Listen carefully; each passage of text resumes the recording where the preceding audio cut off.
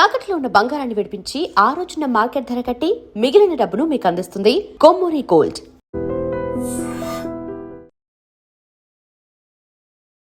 నమస్తే, welcome to I dream. Peddi versus dragon, దీని మీద ఫ్యాన్స్ ఎక్కువగా చర్చిస్తున్నారు. పెద్ది ట్రైలరు, అలాగే ఎన్టీఆర్ డ్రాగన్ గ్లిమ్స్, ఈ రెండిట్లో మా హీరోదే బాగుందంటూ రామ్ చరణ్ ఫ్యాన్స్, లేదు గ్లిమ్స్ అయినా అద్భుతంగా ఉంది, ఈసారి రికార్డులు బద్దలవటం ఖాయమని ఎన్టీఆర్ ఫ్యాన్స్ చెప్తా ఉన్నారు. ఎన్నిటిని కంపేర్ చేసి మాట్లాడదాం. ప్రస్తుతం నాతో పాటు స్టూడియోలో బిగ్ బాస్ ఫేమ్ శేఖర్ భాష ఉన్నారు. భాష గారు నమస్తే. నమస్తే. భాష గారు సోషల్ మీడియాలో చూస్తుంటారు, పెద్ది వర్సెస్ డ్రాగన్, ఏంటి మీ వ్యూ ఏంటి? పానీపూరికి బిర్యానీకి కంపేర్ చేస్తే ఎట్లా ఉంటుంది, లేకపోతే ఆవకాయకి పిజ్జాకి కంపేర్ చేస్తే ఎట్లా ఉంటుంది? రెండు డిఫరెంట్. ఏదిదే దేని ఫ్యాన్స్ దానికే. అయితే ట్రైలర్ పరంగా చూస్తే పెద్ది అనేది ఒక వాళ్ళు ఎంత కష్టపడ్డారు ఆ సినిమా తీయడానికి, దాంట్లో ఉన్న బ్రిలియన్స్, విజువల్ బ్రిలియన్స్ కావచ్చు, ఆ ఫైట్స్ కావచ్చు, దానికి సంబంధించి రామ్ చరణ్ స్టంట్స్ కావచ్చు, వీటికి సంబంధించి మేము ఎంత అద్భుతంగా ఈ సినిమా తీసాం అని చెప్పి చూపిస్తూ వచ్చిన ట్రైలర్ పెద్ది.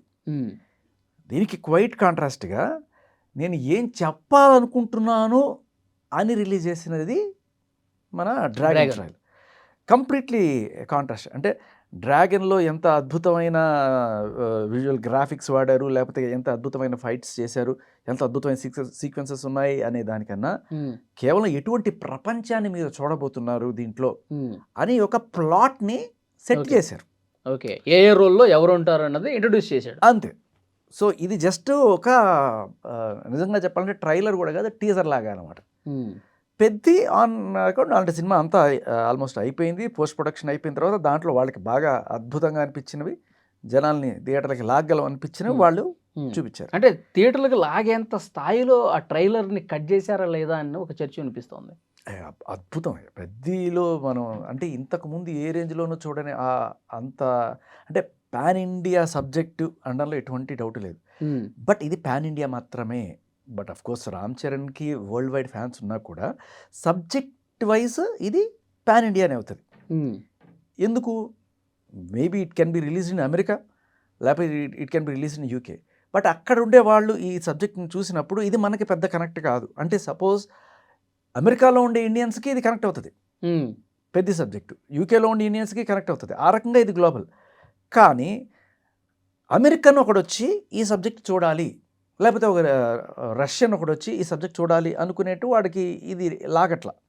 ఎందుకంటే ఇట్స్ ప్యూర్లీ మన లోకల్ ఫ్లేవర్తో ఉన్న నేటివ్ సబ్జెక్ట్ ఇది. Okay. But at the same time ఈ సబ్జెక్ట్ ఆఫ్ఘనిస్తాన్ బేస్డ్ డ్రాగన్. ప్రపంచం మొత్తం మీద మోస్ట్ డిస్ప్యూటెడ్ ల్యాండ్, ఎప్పుడు కూడా యుద్ధ సైనికుల పదఘట్టనలతోటి మరణ మృదంగం తాండవిచ్చే ఒక రావణ కాష్టం లాంటి ప్లేస్ ఆఫ్ఘనిస్తాన్. సో ఈ సబ్జెక్ట్ మీద ఏదన్నా రిలీజ్ అయినప్పుడు అందులోనూ అక్కడ ఉన్న క్యాస్ట్ లైక్ అనిల్ కపూర్ వీళ్ళందరూ కూడా దీంట్లో ఉన్నప్పుడు ఏమవుతుందంటే మేబీ వాడు ఇండియన్ కాకపోవచ్చు, తెలుగువాడు కాకపోవచ్చు, but still this might appeal to them. ఏంటి ఆఫ్ఘనిస్తాన్ అంటున్నారు, ఓకే ఇట్స్ ఇంట్రెస్టింగ్. ఎందుకంటే అమెరికాలో సగం సినిమాలు ఆఫ్ఘనిస్తాన్ గురించి మాట్లాడుకుంటారు, అమెరికన్స్ తీసే సినిమాల్లో కూడా, అలాగే యూకే వీళ్ళందరూ కూడా. ఎందుకంటే ఈ ఆఫ్ఘనిస్తాన్ అనే ప్లేస్ ఎలాంటిదంటే అటు రష్యాకి, ఇటు మన భారత సబ్ కాంటినెంట్లో ఒక భాగం ఒకప్పుడు. అవును. అండ్ అమెరికా వాళ్ళకి చాలా ఇంట్రెస్ట్ అక్కడున్న రిజర్వ్స్ ఇవన్నీ కూడా తీసుకోవడం కోసం. ఇలా రకరకాల పొలిటికల్ వెస్టెడ్ ఇంట్రెస్ట్స్ తోటి, అలాగే జియోగ్రఫికల్ వెస్టెడ్ ఇంట్రెస్ట్ తోటి అది నలిగిపోయిన ప్రాంతం. సో కాబట్టి ఆ సబ్జెక్ట్ టచ్ చేయడం అంటే ఆటోమేటిక్గా ఇప్పుడు చాలామంది అంటారు పెద్ద ఇన్స్టెంట్గా రైజ్ అయిపోయింది ట్రైలరు, ఫస్ట్ డేనే ఇంత వ్యూస్ వచ్చినాయి, సెకండ్ డే కొంచెం డౌన్ అయింది, బట్ ఇది మెల్లగా వెళ్ళింది, బట్ పెద్దని కూడా క్రాస్ చేసింది అని చెప్తున్నారు. సో దీనికి కారణం ఏంటంటే ఇక్కడ లోకల్ కన్నా international audience when the place Afghanistan hash tag పెట్టామంటే దానికి రీచ్ ఉంటుంది వితౌట్ ఎనీ నాలెడ్జ్. ఇది ఆఫ్ఘనిస్తాన్ అనగానే అమెరికా వాడు చూస్తాడు, జపాన్ వాడు చూస్తాడు, చైనా వాడు చూస్తాడు, అందరూ చూస్తారు. అండ్ డ్రాగన్ అనేది చైనా పేరు. సో ఇవన్నీ కూడా దీనికి కలిసి వచ్చిన అంశాలు. ఓకే, చైనా పేరు ఎందుకు పెట్టారని అన్నట్టు? మనోడు టైగర్ కానీ పెట్టింది డ్రాగన్. అంటే క్యాచ్గా ఉంటుందని పెట్టేశారంటారా? అంటే డ్రాగన్ అంటే ఇంకా భయంకరమైన ఇదే. అదే అదే ఇప్పుడు ఆయన నీల్ నితిన్ ప్రశాంత్ ప్రశాంత్ నీల్. నీల్ పేరుకే ఆయన పేరులో ప్రశాంతత ఉంటుంది, కానీ ఆయన సినిమాలతో కూడా వైలెన్సే ఉంటుంది. విచిత్రం, పేరేమో ప్రశాంతం, సినిమాలేమో సలార్ కూడా అయిందే కదా, విధ్వంసం. సలార్ అయిందేగా. అసలు అన్నిట్లోనూ ఆయన అంటే మేబీ ఒక మోస అని చెప్పచ్చు, ఒక రకంగా చెప్పాలంటే. ప్రతి అంటే సినిమాకి ఆయనకు ఒక ప్రపంచం క్రియేట్ చేసుకుంటాడు. అదే అదే అంటే ఆ కలరు ఆ బాడీ లాంగ్వేజ్ అంతా అంతా అంటే జస్ట్ మనుషుల్ని రీప్లేస్ చేశారా అన్నట్టు అనిపిస్తుంది. బట్ స్టిల్ నువ్వు ఒకటి గమనిస్తే రాకీ భాయ్ అండ్ అలాగే ప్రభాస్, ఈ కటౌట్లకి ఎన్టీఆర్ కటౌట్కి అంటే ఆ హైట్ దీంట్లో నీకు వ్యత్యాసం కనబడచ్చు.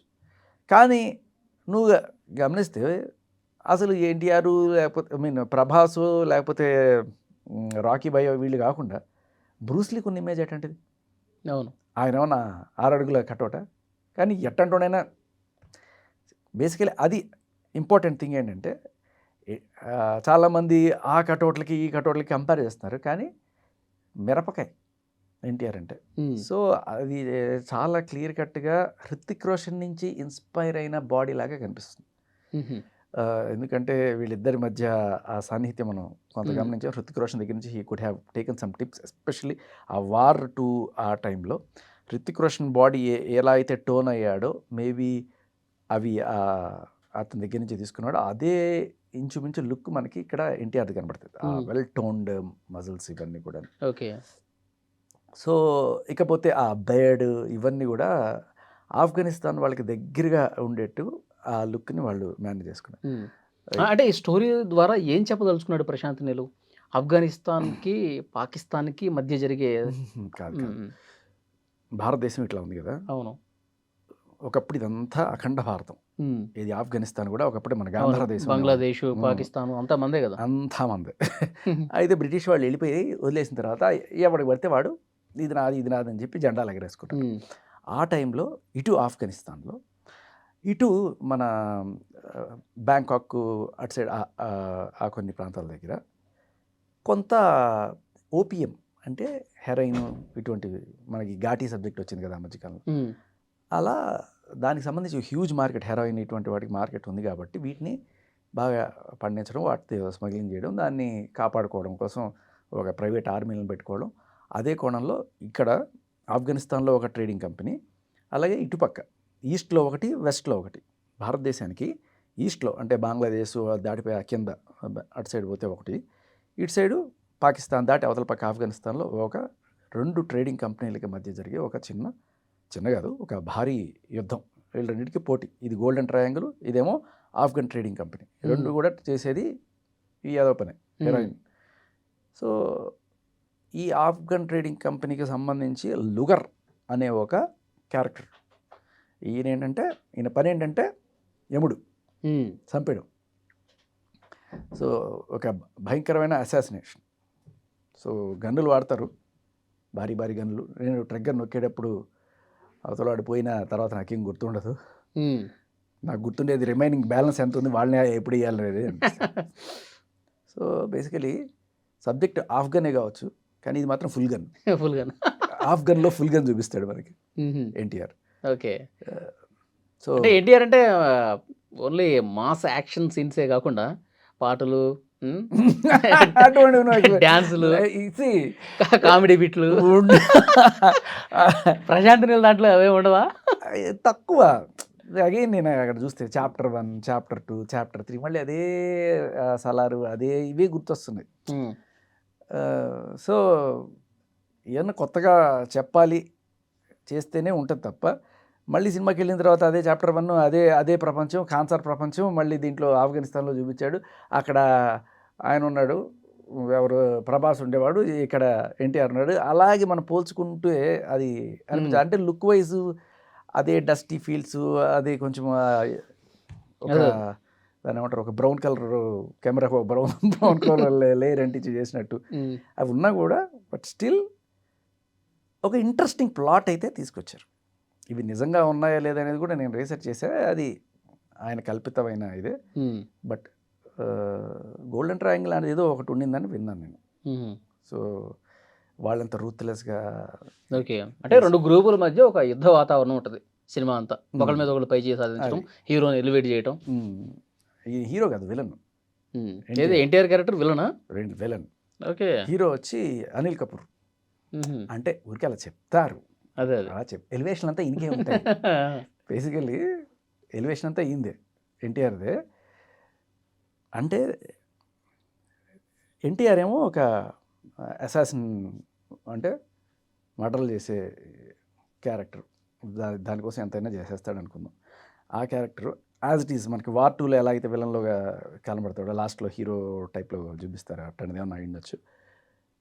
సో ఇటుపక్క వీళ్ళు కొట్టుకొని వస్తుంటే ఈ మధ్యలో భారతదేశానికి సంబంధించిన మన నార్కోటిక్స్ బ్యూరోకి సంబంధించిన హెడ్ క్యారెక్టర్, ఆయన పేరు ఏదో రఘువీరో ఏదో పెట్టారు, అనిల్ కపూర్. ఆయన్ని దించుతారు. ఆయన ఎలా ఈ సిచ్యువేషన్ని హ్యాండిల్ చేశాడు అనేది మీరు వెండి తెరపై చూడము. అంతే. సో ఆయనకి ఎన్టీఆర్కి మధ్య ఎటువంటి క్లాషెస్ ఉంటాయి. లేదు, ఎన్టీఆర్ బై డిఫాల్ట్ ఆఫ్ఘన్లో పుట్టి ఆఫ్ఘన్లో పెరిగిన వ్యక్తి. ఎందుకంటే ఆ లుక్ ఇవంతా కూడా ఎలా పెట్టారంటే, ఆఫ్ఘన్ బాయ్జాన్ అని ఒక క్యారెక్టర్, ఒక ఆయన జనరల్గా ఆఫ్ఘనిస్తాన్ వాళ్ళ బ్యాట్స్ ఇవన్నీ కూడా వాళ్ళ కట్ అదంతా ఒక లుక్లు ఉంటుంది. ఆ టైప్లోనే అక్కడ మనకి ఎన్టీఆర్ని చూపించారు, కనిపిస్తాడు. అవును సార్. ఇప్పుడు పెద్ది గురించి మాట్లాడుకుందాం. పెద్ది సినిమా పరిస్థితి ఏంటో మనం చూసాం. అంటే బుచ్చిబాబు డైరెక్టర్ ఇప్పటికే చాలా మీడియాలకి ఇంటర్వ్యూలు కూడా ఇస్తూ ఉన్నారు. అంటే పెద్ది ఒక గుర్తింపు కోసం చేసినటువంటి పోరాటంగా చూపిస్తూ ఉన్నారు. ఎట్లా ఉంటుంది సార్ రామ్ చరణ్ సెలెక్ట్ చేసుకుంటున్న సినిమాలను చూస్తుంటే ఈ సినిమా రికార్డ్ పిక్చర్ అయ్యే అవకాశం ఉందంటారా? Peddi more of in the lines of కొంత పుష్ప టైప్లో ఒక రగ్గుడ్ లుక్, కానీ రంగస్థలం టైప్లో లోకల్ ప్లాట్ ఇవన్నీ కూడా. బట్ దిస్ హ్యాపెన్స్ అక్రాస్ అంటే ఆయన మధ్యలో కర్ణాటక, ఢిల్లీ ఈ ప్రాంతాలన్నిటి కూడా టచ్ చేయడం మనం చూస్తున్నాం. So it's a pan India subject. But ఎక్కడో ఒక కొండ కింద ఒక చిన్న తాండాలోనో ఒక చిన్న బస్తీలోనో పుట్టిన ఒకడు నేషనల్ లెవెల్ వెళ్ళి ఢిల్లీలో ఒక విచిత్రమైన గేమ్, అంటే అగైన్ ఈయన విచిత్రమైన ప్రపంచం క్రియేట్ చేశారు ప్రశాంత్ నీల్. ఈయన సరికొత్త గేమ్ ఒకటి సృష్టించారు. అది క్రికెట్ కాదు, కుస్తీ కాదు, ఏంటది. సో అదనమాట. సో కొత్త ప్రపంచమా, కొత్త గేమా.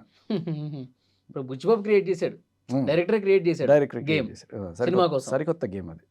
అది ఏంటనేది మీరు సినిమాలోనే చూడాలి. మనకి ఏదో లైట్గా హింట్లు ఇచ్చి వదిలేరు అనమాట మీరు. అంటే ఇక్కడ అదే మళ్ళీ మీరు గమనించాల్సింది ఏంటంటే, ఒకటి డైరెక్టోరియల్ మూవీ, ఒకటి హీరో బేస్డ్ మూవీ. జనరల్గా మన హీరోలందరూ కూడా ఫస్ట్ ఎన్టీఆర్ అయినా సరే ఈ ప్రశాంత్ నీల్ తోటి డిస్కషన్ స్టార్ట్ అయ్యి సినిమా చేస్తున్నప్పుడు he was not happy with the subject.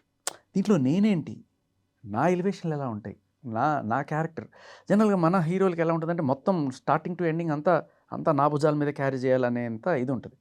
But ఇక్కడ ఏంటంటే ప్రశాంత్ నీల్ సినిమాలో రకరకాల క్యారెక్టర్స్ కూడా ఆల్మోస్ట్ ఆ వెయిటేజ్ ఇచ్చిన ఇది. అంటే ఎంతో పెద్ద ప్రపంచంలో నువ్వు ఒక ప్రామినెంట్ క్యారెక్టర్, కానీ ప్రపంచమే నేను అనుకునే ఇది పెద్ది. ఈ ప్రపంచంలో మెయిన్ ఆయనే ఎక్కువ క్యారీ చేస్తుంటాడు అన్నమాట. సో అప్పట్లో ప్రశాంత్ నీల్కి ఎన్టీఆర్కి మధ్య కొంత విభేదాలంటే చర్చలు జరిగినాయి. కొంచెం మార్చండి సబ్జెక్టు అది అన్నట్టుగా ఎన్టీఆర్ డిస్కస్ చేసినట్టుగా తెలుస్తుంది. బట్ తర్వాత మొత్తానికి ఏదో ఆయన రాజీ పడ్డారో ఈయన రాజీ పడ్డారో మొత్తానికి. But right no he so happy. NTR is very very happy about the subject and the outcome. అది ఇక్కడ పెద్దిలో అలా కాదు, మొత్తం ఈయన షోల్డర్స్ మీద క్యారీ చేస్తాడు. అంటే కంప్లీట్ హీరో ఓరియంటెడ్ మూవీ. మన తెలుగు హీరోలు ఎస్పెషల్లీ ఇదే కోరుకుంటారు ఎక్కువగా. సబ్జెక్ట్ చెప్పేటప్పుడు అంతే వెరీ రేర్గా యాక్సెప్ట్ చేస్తారు. సపోజ్ ఎక్కడైనా సరే హీరోని డామినేట్ చేసే సీన్లు అలాంటివి ఏమన్నా వచ్చినా కూడా ఇక్కడ ఫ్యాన్స్ ఒప్పుకోరు, కూడా వేస్తారు. అంటే స్టోరీ మీదగా వెళ్ళిపోవాలి సార్. అంటే ఇప్పుడు ఏంటంటే ఈ సిచ్యువేషన్ ఎలా ఉంటుందంటే మన తెలుగు రాష్ట్రాల్లో ఫ్యాన్స్ డామినేట్ చేసేస్తారు, ఒప్పుకోరు. ఇప్పుడు హీరో 4 దెబ్బలు తిన్నాడు, లేకపోతే హీరోని చెప్తూ కొట్టే సీన్ ఒకటి ఉందనుకో, నువ్వు చేస్తావా?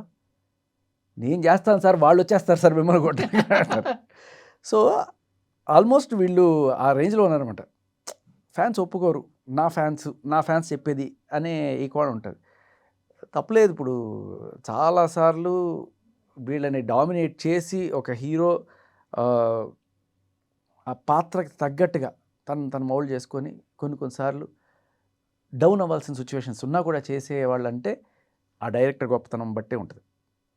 అంటే నాట్ జస్ట్ నువ్వు నేను వెళ్ళి చెప్తే ఒప్పుకోరు. ఒక రాజమౌళి, ఒక ప్రశాంత్ నీలు, ఒక శంకర్, ఇటువంటి వాళ్ళు వచ్చి లేదు ఇది ఇంతే ఇలాగే ఉంటుంది అంటే కిక్కురు మనకుండా చేస్తారు. లేదు లోకల్ డైరెక్టర్లు వచ్చి చెప్పారనుకోండి, ఇది పెట్టు అందరూ చేస్తారని చెప్పిన. బట్ జనరల్ ట్రెండ్ అది. నేనెక్కడ నా గొప్పతనం ఏంటి, ఎంతసేపు ఒక సీన్ వచ్చింది, ఈ సీన్లో నేను లేదు, కంప్లీట్గా వేరే వాళ్ళిద్దరు మాట్లాడుకుంటారు, వాళ్ళిద్దరు కొట్టుకుంటారు, ఏదో జరుగుతుంది అనుకో, నేనేది. సో ఈ 2 సినిమాల్లో అంటే ఫ్యాన్స్ని పక్కన పెట్టేస్తే సాధారణ ప్రేక్షకులు ఎక్కువ ఇంట్రెస్ట్ దేని మీద ఉండే అవకాశం ఉందంటారు? ఇది ఎలాగో త్వరలో రిలీజ్ అవుతుంది పెద్ద, ఇది ఇంకా సంవత్సరం పైన ఉంది. ఈ 2 చూసిన తర్వాత సాధారణ ప్రేక్షకులు దేనికి ఎక్కువ వెయిట్ ఇస్తారంటారు? ఫ్యాన్స్కి ఇన్స్టంట్ ట్రీట్ పెద్ది, ఎటువంటి డౌట్ లేదు. పెద్దిలోని కావాల్సిన మసాలా సాంగ్స్ ఉన్నాయి, గ్లామర్ ఆరబోతలు ఉన్నాయి, కామెడీ ఉంటుంది, అండ్ రామ్ చరణ్ షోల్డర్స్ మీద క్యారీ చేసే మొత్తం ఫ్యాన్కి కావాల్సిన అంతా ఉంటుంది. అట్ ద సేమ్ టైం దీంట్లో గొప్పతనం ఏంటంటే 6 సాంగులు 6 ఫైట్లు ఈ ఫార్ములా కాదు, అద్భుతమైన స్టోరీతో దీన్ని అల్లారు పెద్ది. సో ఇది ఇలా ఉంటే ఇది మాత్రం ఇది కంప్లీట్లీ ఒక ఇంటర్నేషనల్ సబ్జెక్టు. దీన్ని ఆడియన్స్ ఎవరయ్యా అంటే ఫ్యాన్స్ కాదు. అఫ్కోర్స్ ఫ్యాన్స్ జూనియర్ ఎన్టీఆర్ చెప్పే ఒక డైలాగ్ కోసం, ఆయన ఒక లుక్ కోసం పడి ఇది చేస్తారు. కానీ పెద్దిలో నాకు తెలిసి ఆ రామ్ చరణ్కి ఉన్నంత ఏమంటారు screen space or else time దీంట్లో ఉండకపోవచ్చు ఎన్టీఆర్కి. ఓకే. బట్ స్టిల్ ఇక్కడ కథపరమైన బలము, ప్లాట్ పరమైన బలము ఇది ఎక్కువ. దీనికి ఇంటర్నేషనల్ ఆడియన్స్, నేషనల్ ఆడియన్స్ కూడా ఎక్కువ ఉంటారు. దీనికి మెయిన్ ఫ్యాన్స్ బేస్డ్ ఉంటుంది, ఇది మెయిన్ ఇంటర్నేషనల్ ఆడియన్స్ బేస్డ్ ఉంటుంది. బట్ స్టిల్ పుష్ప లాంటి సినిమా కూడా నువ్వు గమనిస్తే అది ఇంటర్నేషనల్ రేంజ్కి వెళ్ళిపోయింది. ఎందుకు అంటే ఆ కథ, ఆ రగ్డ్ లుక్, ఆ న్యాచురల్ దీనికోసం, ఆ ఈగో క్లాషెస్ ఇవన్నీ కూడా ఎంజాయ్ చేశారు. సో మేబీ ఈ స్టోరీలో అటువంటి అల్లిక కనుక ఉంటే ఖచ్చితంగా ఇట్ విల్ గో. చూద్దాం ఎట్లా ఉండబోతుందో. Thank you.